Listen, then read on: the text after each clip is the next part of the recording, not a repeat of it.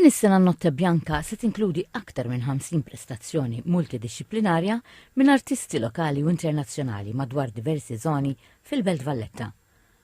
F'konferenza tal-aħbarijiet fi Pjazza San George, id-direttur artistiku Antoine Farrugia spjega kif festivals organizzat kull prestazzjoni frotta artistika bil-għan li l-udjenza jkunu jistgħu jattendu għal-avvenimenti li jinteressawhom b'mod faċli. U l-programmi varja, allura mela hemm bilanċ bejn kollox, bejn dawk il-proġetti li jistgħu wkoll huma adattati għal familji bit-tfal u wkoll dawk il-proġetti li huma adattati għal ċertu udjenza adulta. Ngħid biss l-ewwel spettaklu ġo Teatru Manuel se jibda fil-5.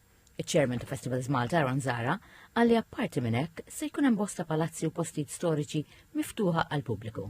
Lejla mdawla, lejla diversi attivitajiet kulturali u mużikali illi jekk wieħed jasal fid-daħla tal-Belt Valletta u lura Pjazza Tritoni minn hemmhekk il-qudiem kull pjazza, kull triq, kull binja, jekkux mużewijiet, jekkux bereċ, jekkux palazzi, jekkux knejjes, dawn se jkunu kollha miftuħin għal pubbliku mingħajr ħlas. Il-Ministru għall-Wirt Nazzjonali, l-Arti u l-Gvern Lokali Dr. Owen Bonnici ħeġġeġ lill-pubbliku li se jattendi għal din l-attività sabiex jagħmlu użu mit-trasport pubbliku għal li se jiġu estiżi ħinijiet tal-operat tagħhom fl-isforz sabiex tittaffa l-konġestjoni tat traffiku. Il-Kap Eżekuttiv ta' Festivals Malta Franza Ġus semma li anke s-servizz tal-maneġment ta' Sliema u 3 bliet lejnhom il-belt se jkunu qed joperaw ukoll b'ħinijiet estiżi sa' satejn ta' filgħodu. Is-Sibt, 5 Ottubru, il-Belt Valletta mhux se tkun aċċessibbli wara l-erba ta' wara nofsinhar u l-aċċess bil-karozza se jkun possibbli biss permezz ta' Ring Road.